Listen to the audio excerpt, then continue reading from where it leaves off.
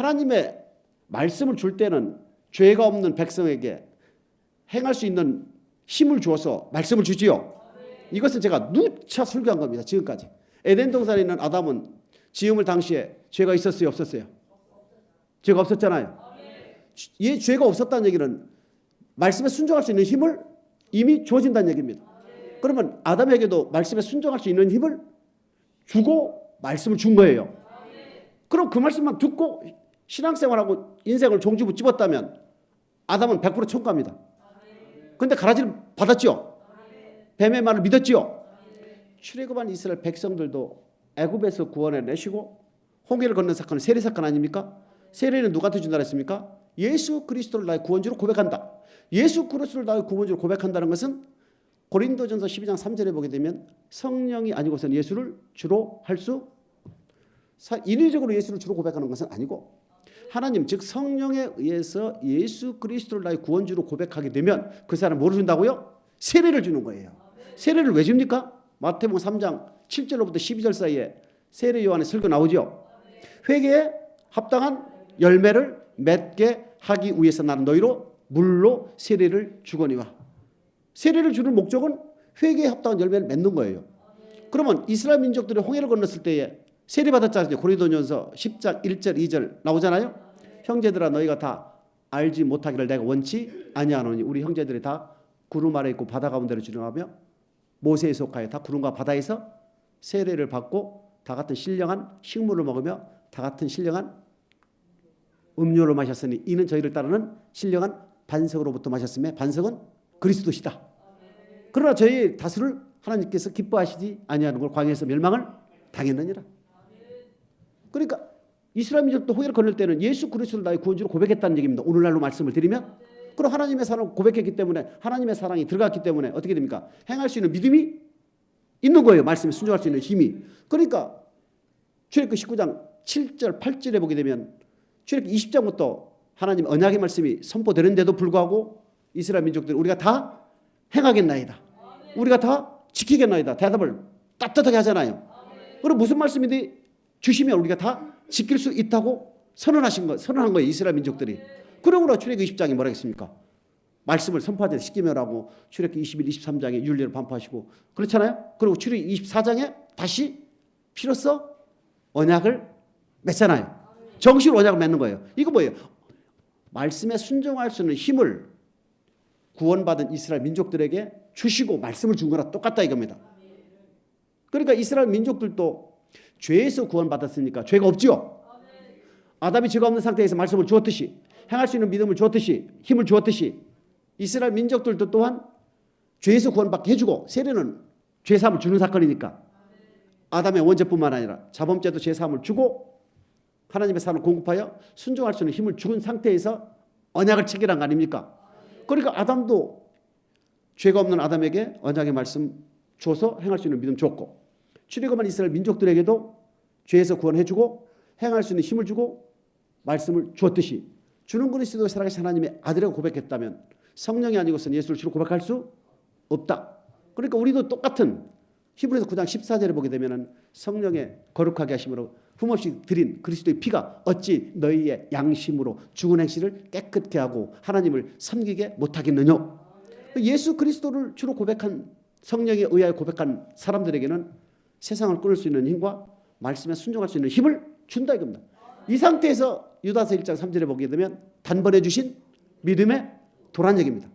그런데 성경 전체의 역사가 뭐냐? 미혹됐기 때문에 다 못 들어간 거예요. 미혹됐다는 얘기는 아버지 말씀이 아닌 것을 믿었기 때문에 멸망당한 겁니다. 그렇기 때문에 순전하고 신령한 젖을 삼아라 섞인 말씀을 먹으면 100% 가라지가 된다는 것이 마태복음 13장에 말씀드리거든요. 그러니까 생명의 말씀을 받는 사람들 쳐놓고 본인들이 하는 말이 이게 기록된 말씀인지 자기 생각인지 자기 뜻인지를 분별하지 못하고 있다는 것이 안타깝더란 얘기입니다. 그래서 오늘은 특히 열매에 대해서 알아보겠습니다. 열매는 어디서 제일 먼저 나오냐면은 구약을 한번 보고 시작하겠습니다. 잠언 11장 30절입니다. 시작. 의인의 열매는 생명나무라 지혜로운 자는 사람을 얻느니라.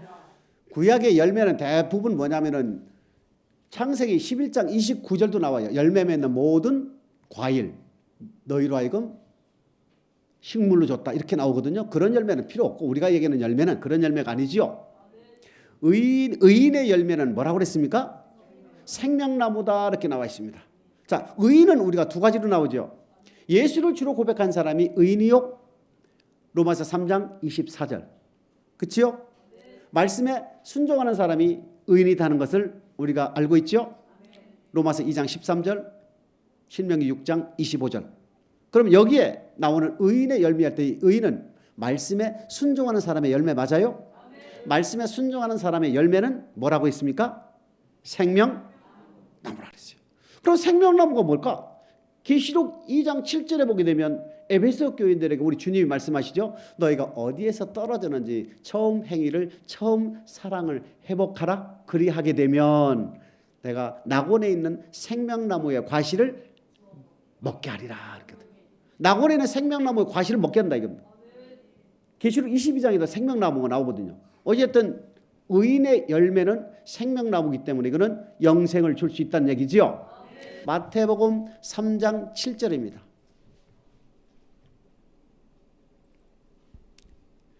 시작. 요한이 많은 바리새인과 사두개인이 세례 베푸는데 오는 것을 보고 이르되 독사의 자식들아 누가 너희를 가르쳐 임박한 진노를 피하라 하더냐. 세례 요한이 바리새인과 사두개인들이 세례 베푸는데 오는 것을 보고 야 너희들 지금 그 믿음으로 그대로 살다가 주님을 만나면 너희는 반드시 하나님의 진노를 피할 수가 없다. 오늘은 주제가 이것이 아니기 때문에 그냥 넘어갑니다. 자세한 설교 안 하고 8절입니다. 마태복음 3장 8절 시작. 그러므로 회개에 합당한 열매를 맺고. 자, 3장 8절에 지금 제일 먼저 등장하는 것이 회개에 합당한 열매를 내라 이렇게 됐어요. 회개가 뭔지를 알아야 회개에 합당한 열매를 우리가 이해할 수가 있지요. 마가복음 1장 15절입니다. 시작. 가라사대 때가 찼고 하나님 나라가 가까웠으니 회개하고 복음을 믿으라 하시더라. 회개하고 복음을 믿어라. 회개라는 것은요, 소위 많이들 얘기하지요. 메타노이아 뭐 하는데 잘못 나갔다. 화살을 쏘면 관역으로 향해서 달려가야 되는데 엉뚱한 데로 달려가고 있다 이겁니다. 목표가 설정이 돼 있다면 그 목표 지점으로 향해 가야 되는데 엉뚱한 대로 향하고 있다는 얘기입니다. 그것을 원래 위치, 목표 위치로 회복하라. 그것이 메타노이아 회개라는 말을 쓰거든요. 그러니까 하나님의 말씀에 순종하여 드리는 삶이 우리의 본분이라면 그 본분대로 살고 있지 않기 때문에 다시 인간의 본분대로 하나님의 말씀에 순종하라 이런 뜻입니다. 그러니까 회개하고 복음을 믿으라는 얘기는 잘못 가는 길을 다시 거두어서 복음을 믿으라는 얘기입니다. 복음은 주님께서 전하신 하나님 나라 복음을 얘기하지요. 그럼 마태복음 3장 8절 그러므로 하는 얘기는 사두개인과 바리새인들에게 야 너희들 지금 그대로 신앙생활하다가 주님 만나면 너희는 100% 하나님의 진노를 피할 수가 없다. 그러므로 뭐 있습니까? 회개에 합당한 열매. 그 회개에 합당한 열매는 바로 주님께서 전하신 복음에 복종하여 나타나는 삶을 우리 눈으로 집안 사람들이나 성도들이나 볼 수 있도록 내놔라 이겁니다. 그것이 회개에 합당한 열매예요. 10절입니다. 마태복음 3장 10절 시작. 이미 도끼가 나무 뿌리에 놓였으니 좋은 열매 맺지 아니하는 나무마다 찍어 불에 던지우리라. 이미 도끼가 나무 뿌리에 놓여 있다는 얘기입니다. 나무 뿌리에 도끼가 놓여 있다는 얘기는 여차하면 찍어버린다는 얘기지요. 그러면 여차하면 찍어버릴 때 어떠한 나무를 찍어버린다는 얘기일까? 좋은 열매를 맺지 아니하는 나무마다 찍어버리겠다 이것입니다. 그리고 10절에 나오는 좋은 열매는 바로 마태복음 3장 8절의 회개에 합당한 열매와 연관이 됐다는 것을 알 수가 있지요. 회개에 합당한 열매를 맺지 않으면 너는 찍어버리겠다 이런 얘기입니다. 그리고 회개에 합당한 열매는 바로 주님께서 전하신 복음에 복종하여 살아드리는 삶의 열매를 얘기하는 것인데 주님께서 전하신 말씀에 순종하지 않는다면 너는 찍어버리겠다 그 뜻이지요. 이미 도끼가 나무 뿌리에 놓였다는 얘기는 창세기 에덴 동산에서부터 아담의 열매를 보고 찍었고 출애굽한 이스라엘 민족들에게도 이 열매가 나타나지 않았기 때문에 저희의 다수를 하나님께서 기뻐하시지 아니하는 거로 광야에서 멸망을 받았느니라. 대다수가 광야에서 다 도끼로 찍힘을 받았다는 것을 우리는 성경을 통하여 알 수가 있습니다. 그럼 마태복음 3장 7절 12절 사이에 나타난 회개에 합당한 열매와 좋은 열매는 바로 말씀에 순종하여 나타나는 삶을 얘기하는 것이다. 이것이 바로 우리 주님께서 마태복음 5장 16절에 이렇게 기록을 해놨지요. 마태복음 5장 16절 시작. 이같이 너희 빛을 사람 앞에 비치게 하여 저희로 너희 착한 행실을 보고 하늘에 계신 너희 아버지께 영광을 돌리게 하라. 착한 행실을 우리 주님께서는 요구를 하는 겁니다. 착한 행실, 빛. 이 착한 행실이 바로 앞에 설명한 회개에 합당한 열매요 좋은 열매로 나타날 수가 있다. 좋은 열매, 회개에 합당한 열매를 마태복음 5장 16절에서는 착한 행실 곧 빛이라 했다.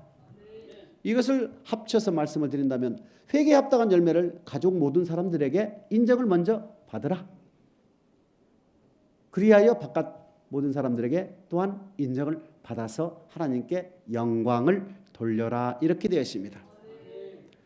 또 다른 열매가 있죠. 요한복음 4장 36절입니다. 요한복음 4장 36절 시작. 거두는 자가 이미 삭도 받고 영생에 이르는 열매를 모으나니. 영생에 이르는 열매가 뭡니까? 주여 영생의 말씀이 있사오니 내가 네게로 가오리까. 영생의 말씀에 순종하여 나타나는 결과가 영생에 이르는 열매 아니겠습니까? 마태복음 3장 8절에 회개에 합당한 열매, 마태복음 3장 10절에 좋은 열매, 요한복음 4장 36절에 보게 되면 영생에 이르는 열매. 로마서 6장 22절입니다. 시작. 그러나 이제는 너희가 죄에게서 해방되고 하나님께 종이 되어 거룩함에 이르는 열매를 얻었으니 이 마지막은 영생이라. 회개에 합당한 열매, 좋은 열매, 영생에 이르는 열매, 의인의 열매, 또 지금 뭐라고 되죠? 거룩함에 이르는 열매. 요한복음 17장 17절에 보게 되면 진리로 거룩하게 하고 아버지의 말씀은 진리다 이렇게 있습니다. 아버지 말씀으로 우리는 거룩하게 된다는 얘기죠. 아버지 말씀이 영생의 말씀이니까 결국은 영생에 이르는 열매나 거룩함에 이르는 열매는 같다. 그러면 거룩함에 이르는 열매, 영생에 이르는 열매, 의인의 열매, 회개에 합당한 열매, 좋은 열매는 같아요, 틀려요? 다 똑같은 얘기라. 다 똑같은 얘기라. 야고보서 3장 17절 시작. 오직 위로부터 난 지혜는 첫째 성결하고 다음에 화평하고 관용하고 양순하며 긍휼과 선한 열매가 가득하고 또 편벽과 나타난 것이 무슨 열매입니까? 선한 열매라. 그럼 선은 뭐예요? 창조의 목적이죠. 에베소서 2장 10절에 보게 되면 선을 위하여 지으심을 입었다. 선한 열매라는 것은 창조의 목적대로 살아들이는 삶을 내놓으라 이겁니다. 창조의 목적대로 살아들이는 열매를 내놓으라는 얘기입니다.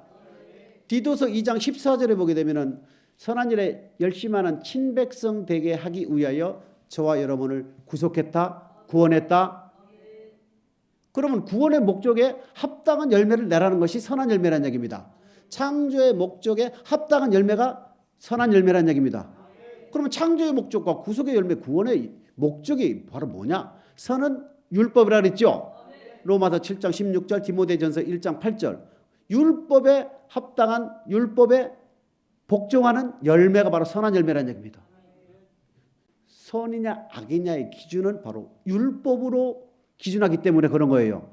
무엇이 선인지 무엇이 악인지의 기준은 율법이라는 얘기입니다. 그러면 선한 열매라는 얘기는 율법을 순종함으로 나타나는 열매를 선한 열매라는 것이다. 그러면 회개에 합당한 열매부터 지각까지 선한 열매까지는 다 똑같은 말이에요, 다른 말이에요? 에? 같은 말입니까? 하나 더 봅니다. 로마서 8장 23절입니다. 시작. 이뿐 아니라 또한 우리 곧 성령의 처음 익은 열매를 받은 우리까지도 속으로 탄식하여 양자될 것. 성령의 처음 익은 열매예요. 이것은 이따 설명을 따로 드리겠습니다. 성령의 처음 익은 열매도 있구나. 두 가지 더 알아보겠습니다.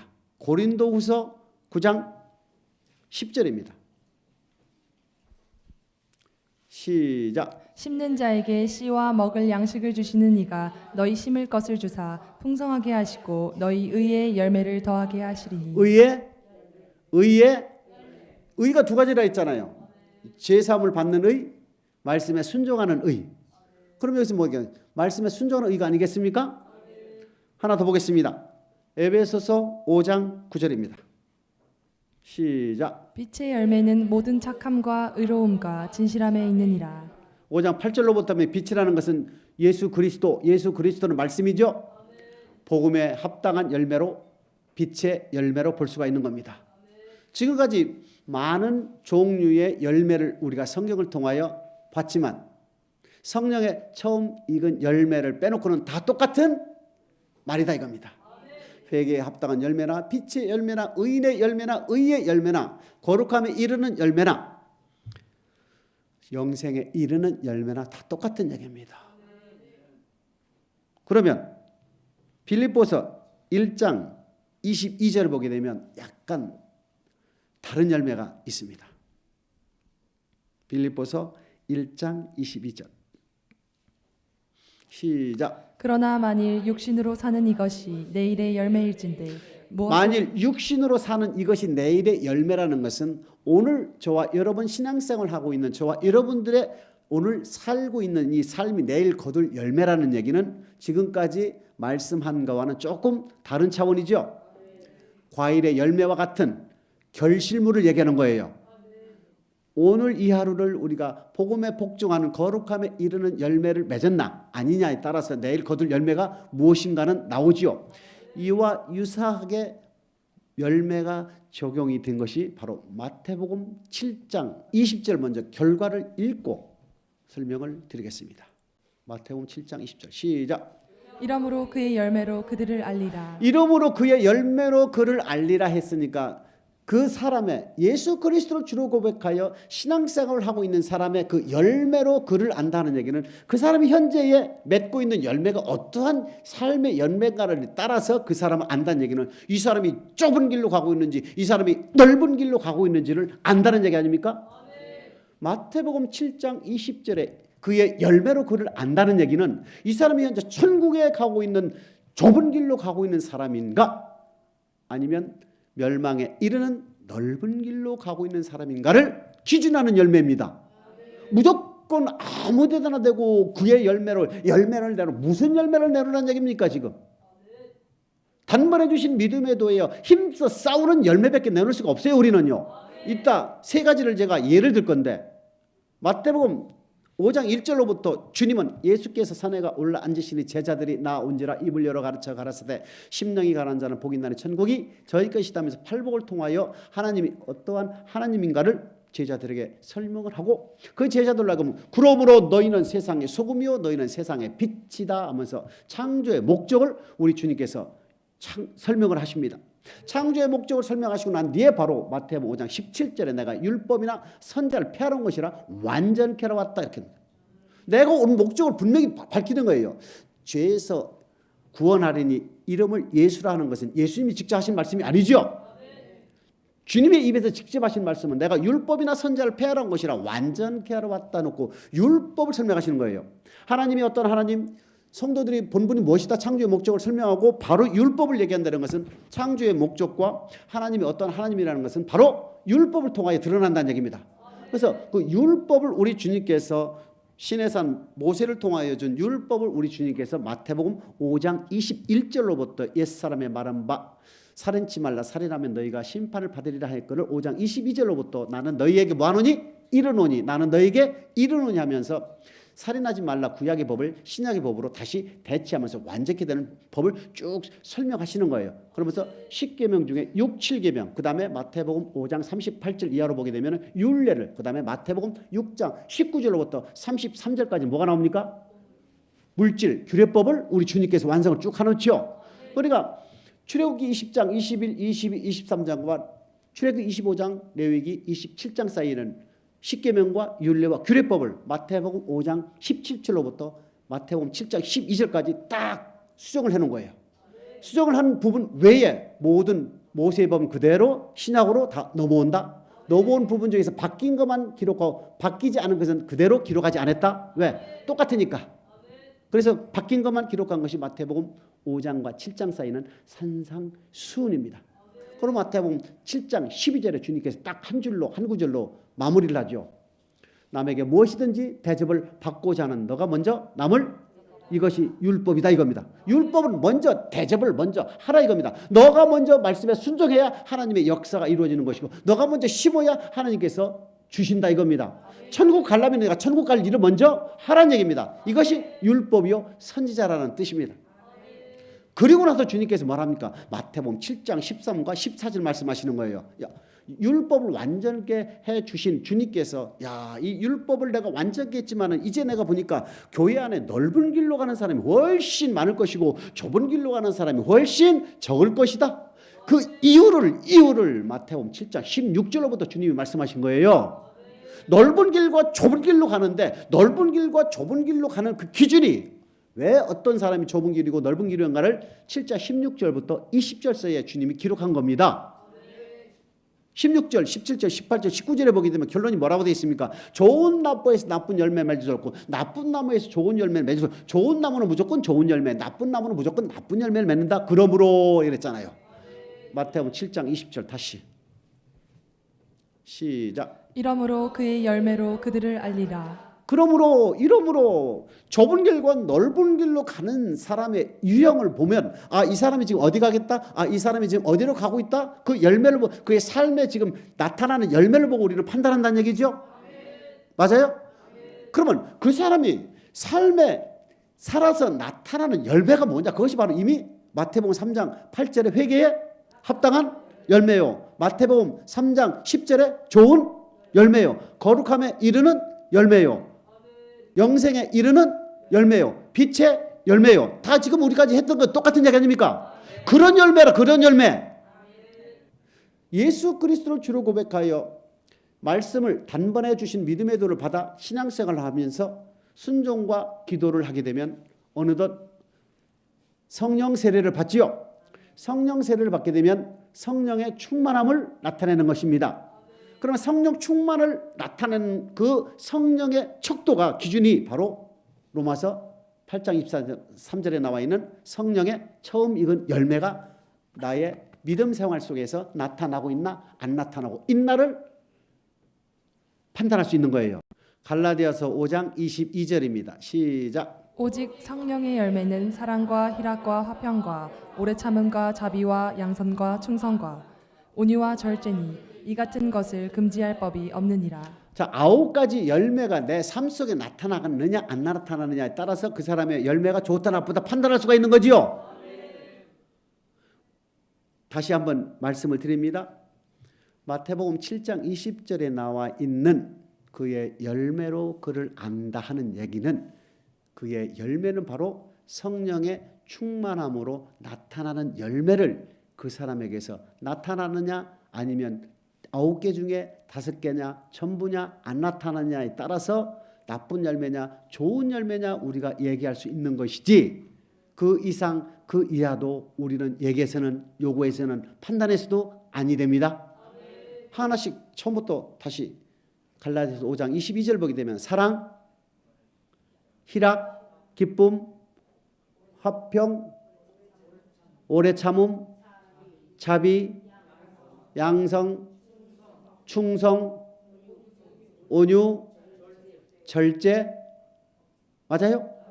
이 같은 열매들이 내 삶 속에 나타나면 나는 지금 어디예요? 빛의 열매를, 거룩함에 이르는 열매를, 회개에 합당한 열매를 맺고 있는 것이죠. 어떻게 하다 보면은 성령의 충만한 열매와 회개에 합당한 열매는 직접적으로 똑같다 얘기는 할 수 없지만 회개에 합당한 열매는 바로 주님께서 주신 말씀에 순종하여 나타나는 삶이지요. 성령 충만의 열매는 바로 다를 수도 있지만은 성령 충만함에 이르는 열매를 맺는 사람들은 주님이 주신 복음에 완벽하게 다 복종할 수 있는 것이죠. 그러니까 회개에 합당한 열매보다도 더 고차원적이고 더 좋은 것은 성령의 열매를 우리는 얘기할 수가 있지요. 사랑과 희락과 화평과 오래 참음과 자비와 양선과 충성과 온유와 절제의 열매를 내 삶 속에서 내고 있다면 이 사람은 지금 좋은 열매를 내고 있구나. 또한 마태복음 3장 8절과 같이 회개에 합당한 열매를 내고 있다면 이 사람은 지금 좋은 열매를 내고 있구나. 그러면 성령의 열매와 회개에 합당한 열매를 내고 있다면 이 사람은 지금 어디 가고 있다고요? 천국에 가고 있다 이겁니다. 근데 어느 하나를 찝어가지고서 이것을 전부처럼 과장해서 그거를 열매로 내놓으라면 이건 엉터리입니다. 그것이 바로 하나님의 말씀을 바꾸는 것이 바로 마귀란 얘기입니다. 그것이 바로 자기의 생각이와 자기의 뜻이기 때문에 100% 마귀란 얘기입니다. 그래서 그런 걸 말 섞으면 안 된다는 얘기입니다. 무조건 물질 하나 가지고 물질 가지고 자꾸 물질, 여러분 이제부터 예화를 좀 드리겠습니다. 물질 가지고 자꾸 그의 열매 하는데 엉터리입니다, 여러분. 제일 우리가 잘 거는 바울부터 보겠습니다. 사도행전 19장 11절 12절 시작. 하나님이 바울의 손으로 희한한 능을 행하게 하시니 심지어 사람들이 바울의 몸에서 손수건이나 앞치마를 가져다가 병든 사람에게 얹으면 그 병이 떠나고 악기도 나가더라. 사도 바울은 젊었을 때에 예수 그리스도를 믿는 사람들을 핍박하는데 앞장섰던 사람이죠. 포악자고. 그런데 그러한 그는 유대교에서 모세를 통하여 준 율법을 빌립보서 3장 6절에 보게 되면 흠없이 지켰다고 그랬습니다. 율법의 흠으로서는 아예 없어요. 완벽하게 다 지켰던 사람이며 예수 그리스도를 만나고 난 뒤로부터는 지금 방금 우리가 읽은 사도행전 19장 11, 12절에 심지어는 바울의 손수건이나 앞치마를 갖다 병든 자에게 대면 낫는 엄청난 기적을 행했던 사람이지요. 고린도후서 12장 7절 8절입니다.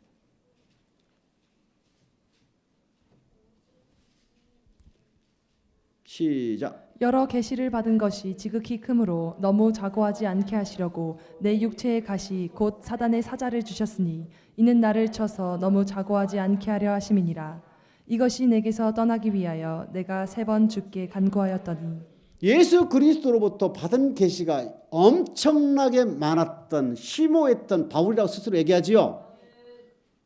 낙원에 가서 이루 말할 수 없는 것들을 보고 들었어. 감히 인간의 입으로 표현할 수 없을 정도로 엄청난 것을 보고 왔던 바울이 육체에 가시가 있었다는 얘기입니다. 이 육체의 가시를 없애게 해달라고 바울은 누구였습니까?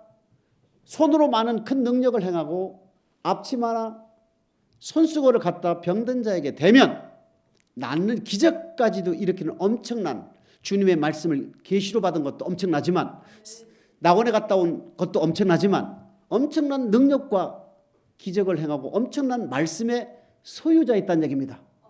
그러한 그가 육체의 가시를 가지고 있던 그는 하나님께 몇 번? 3번을 간구했다는 얘기는 처절하게 기도했다는 얘기입니다. 내 육체의 가시를 치료하게 해달라고. 병든 자에게 손수건이나 앞치마를 갖다 대도 낫던 근데 그러면서 9절입니다.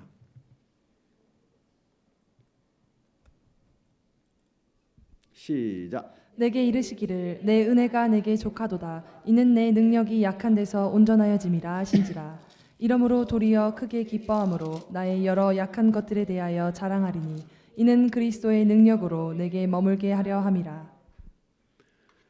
우리 주님께서 말씀하신 것이 내 은혜가 내게 족하다 이겁니다. 너 그것까지 고쳐주면은 받은 계시도 지극히 크고 엄청난 능력을 행했고 3층천 즉 낙원도 보고 왔던 너는 그 육체의 가시까지 치료해 버리면 너는 교만해질까 봐 하나님이 그 정도로 넌 내 은혜가 내게 촉하도다 하고서 생을 마감한 사람이에요. 고린도후서 11장 22절입니다.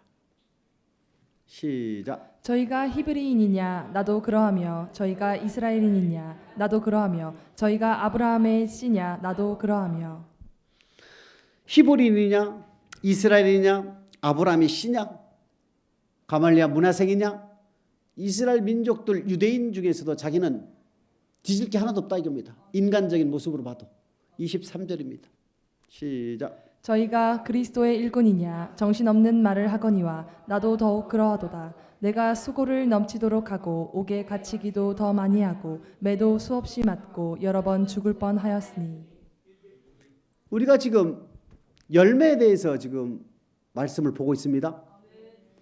그의 열매로 그를 안다 했으니까 사도 바울이 어떠한 열매를 맺었나 지금 우리 성경을 통하여 알아보고 있습니다. 손수건이나 앞치마를 갖다 병든 자에게 대도 나을 정도로 엄청난 계시를 받고 낙원에 갔다 온 이루 말할 수 없는 것을 보고 엄청난 큰 능력을 행했던 바울도 정작 자기의 육체에 가시는 치료함을 받지 못했지요. 근데 그의 삶을 보게 되면 뭐라고 되어 있습니까?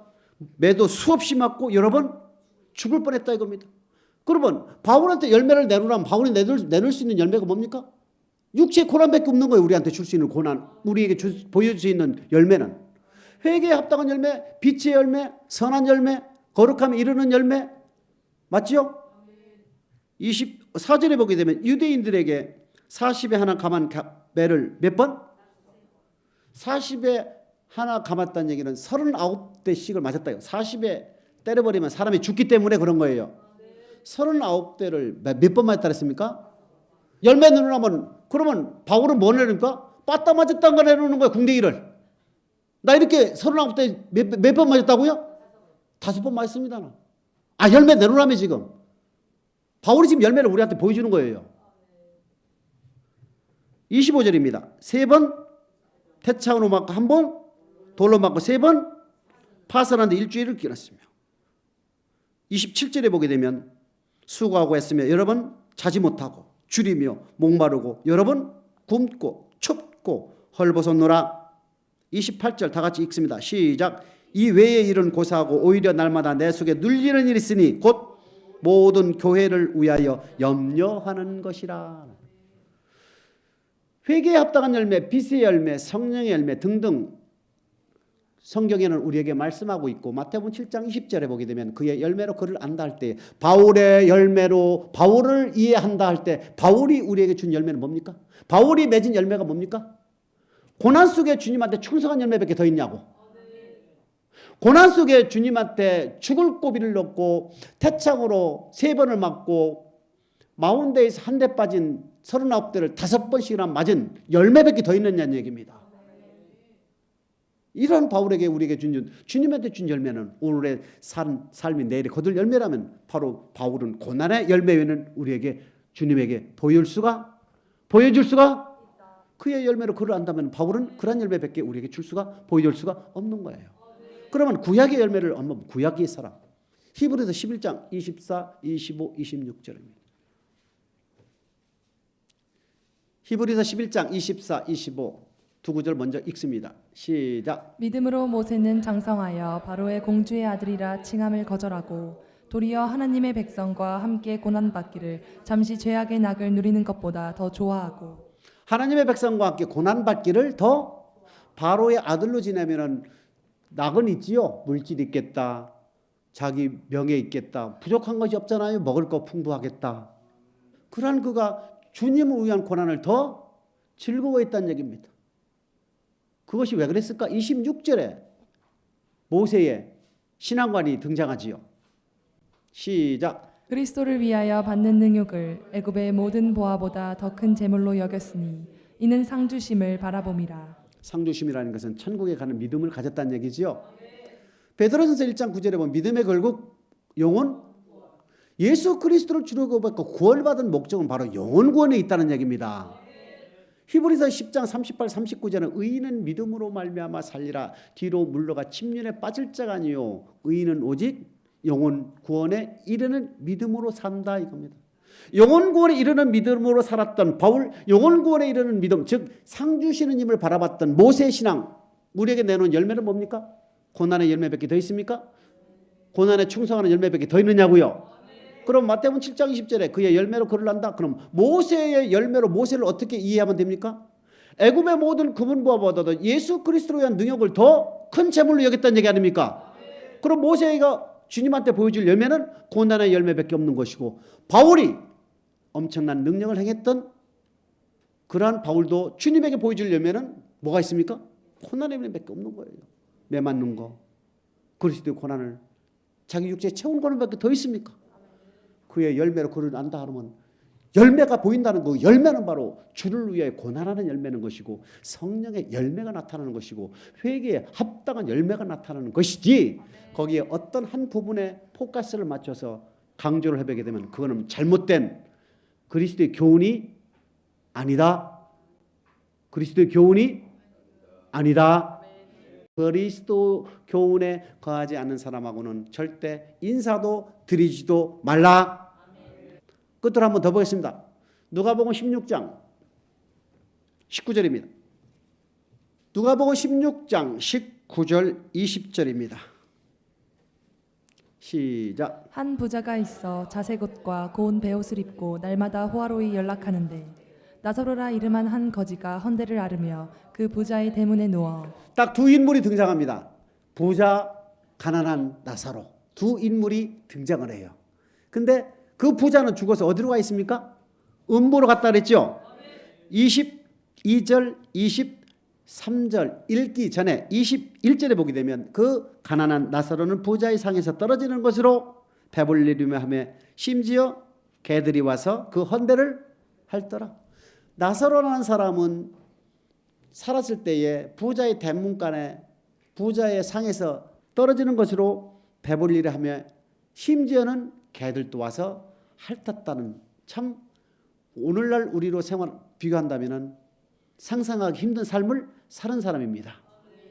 그런 부자와 그러한 나사로 두 인물이 죽어서 어디로 갔는지가 22, 23절에 기록이 되어 있습니다. 시작. 이에 그 거지가 죽어 천사들에게 받들려 아브라함의 품에 들어가고 부자도 죽어 장사되매 저가 음부에서 고통 중에 눈을 들어 멀리 아브라함과 그의 품에 있는 나사로를 보고.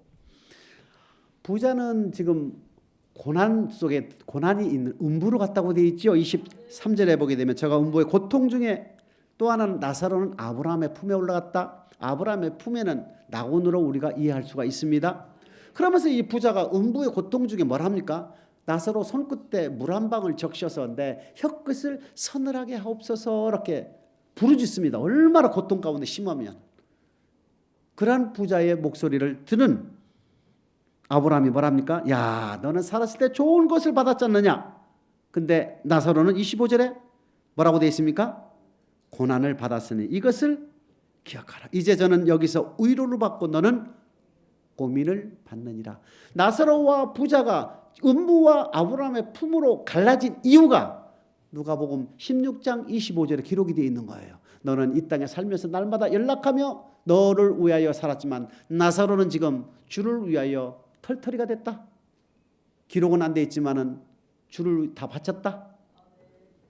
왜 그런 해석이 나오냐면 누가복음 16장 1절로부터 8절까지 9절로부터 18절까지는 전부 물질에 대한 설교입니다.